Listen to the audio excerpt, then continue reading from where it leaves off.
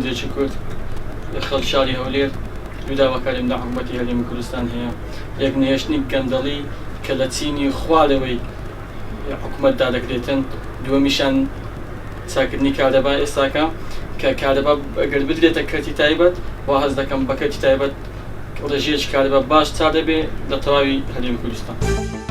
پێویستە نەخۆشخانە حکوومیەکانمان بایەخێکی زۆر زیادی پێ بدرێتن تا خەڵکەکە بتوانێت استفادەیەکی باشی لێ بکاتن و خەڵکە ئەوەندە ناچار نەبێتن ڕوو لە عیادە ئەهلیەکان و یان لە نەخۆشخانە ئەهلیەکان بکات و بە پارەیەکی زۆر خزمەتگوزاریەکان بەدەستبێنێتن.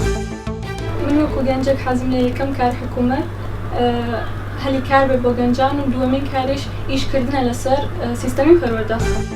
ئومێدەوارم بە ئەو کابینەی نوێی حکوومەتی هەرێمکە پێک هاتووە ببێتە مای خێر لە بۆ ئەو خەڵکە و خەڵک کە ئەوەی باس لێ دەکرێت هەموو گەشتبینن بەوەی بتوانن ئەو کابینەی نوێ بتوانێت شتێکی باشتر بکە لە بۆ هەوڵاتیانی کوردستان کە هەموو لە چاوەبوانیدانا هەموو خەڵک بێزار بوو لەو وەزع و ناخۆشی و ناڕەحەتیەی ساڵانی ڕابردوو. ئومێدەوارین هەنگاوێکی نوێ بە شێوازێکی نوێ بە فکرێکی نوێ بە سیاغ و ئوسلوب و هەموو شتێکی نوێ بینە ساحە. داواکاری لە حکوومەتی هەرێمی کوردستان لە کابینەی داهاتوو ئاوڕێکی جددی لە گەنجی ئێستا بترێتەوە و هەلوکاریان بۆ بڕەخسێنێت.